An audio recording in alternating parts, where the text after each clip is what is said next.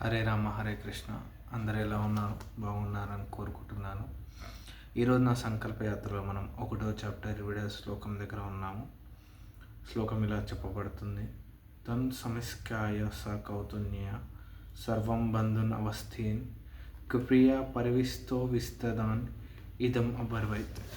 ఇక్కడ ఏం జరుగుతుందంటే, మన పాత శ్లోకంలో చూసుకున్నట్టయితే అర్జున చెప్పగానే వెంటనే కృష్ణుడు అర్జున్ని తీసుకొని యుద్ధ భూమి మధ్యలోకి వెళ్ళాడు, రెండు సైన్యం మధ్యలోకి.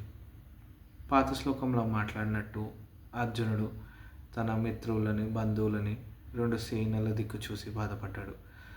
ఇందులో కొంచెం డీప్గా చెప్పబడుతుంది. ఇక్కడ అర్జునుడు తన అవస్థను కృష్ణుడికి వివరిస్తున్నాడు.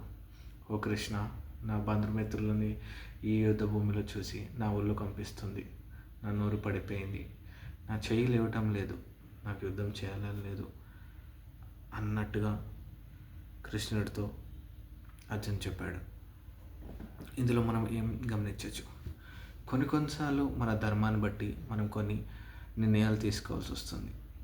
అది మన ఇష్టమైన వారికి, ప్రేమించిన వారికి కఠినంగా ఉండవచ్చు, కానీ తీసుకోక తప్పదు.